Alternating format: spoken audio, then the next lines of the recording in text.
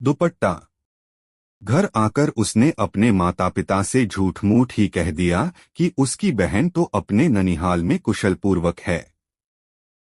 वहां पर उसका मन लग गया है, इसलिए अब कई दिनों तक वह वहीं ननिहाल में ही रहेगी। हाँ, कुछ दिन बीत जाने पर वे जाकर उसे वहां से ले आएंगे। धीरे धीरे समय बीतता गया। लड़की की माँ उसकी प्रतीक्षा करते करते बुरी तरह से थक हार गई। एक दिन रानी माता ने नाई को बुलाया और उससे कहा, तुम ननिहाल जाकर मेरी पुत्री को ले आओ। जब नाई लड़की को ननिहाल से लाने के लिए चला, तब मार्ग में उसने एक बेरी देखी। यह वही बेरी थी जिसके नीचे उसी के भाई ने उसकी देह को काटा था। जब नाई उस बेरी से बेर तोड़ने लगा, तब बेरी के पत्तों और टहनियों में से यह आवाज आई, सुन भाइयों के नाई, खुद मेरे भाई ने काटा। भाभी ने कटवाया, दुपट्टा खून से रंगवाया। यह भयानक बात सुनकर सहसा वह नाई सहमसा गया। वहां से वापस आकर उसने यह रहस्य का समाचार रानी को बताया। सुनकर उस रानी ने एक लुहार को बुलावा भेजा। नाई ने उस लुहार को भी वह भयानक रहस्य बता दिया कि मार्ग में खड़ी बेरी इस तरह कहती है। लुहार भी जंगल में चलता चलता जब उसी बेरी के पास पहुंचा, तो उसे बहुत भूख सताने लगी। इसी बीच उसे यह तो याद ही न रहा कि वह बेरी कुछ बोलती भी है। वह केवल उसकी ठंडी छाया देखकर ज्यों ही उसके नीचे खाना खाने बैठा, त्यों ही उस बेरी में से आवाज आई, सुन भाइयों के नाई, खुद मेरे भाई ने काटा। भाभी ने कटवाया, दुपट्टा खून से रंगवाया। यह सुनकर लुहार डर गया और दौड़ता हुआ महल में वापस आ गया।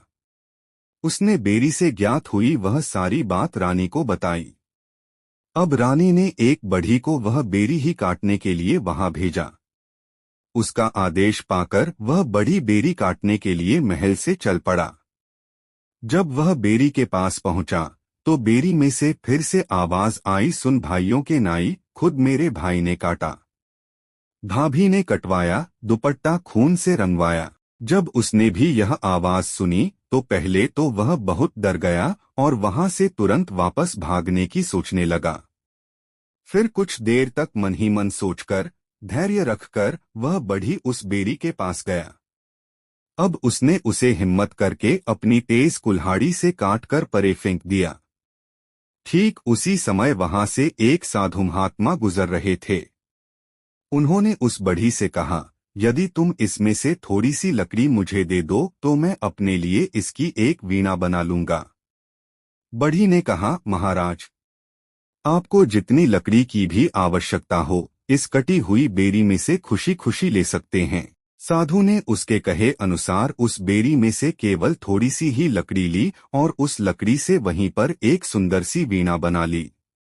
इसके बाद वह बढ़ी महल में वापस आ गया और रानी को उसने यह बताया कि उसने वह बेरी पूरी तरह से काट दी है।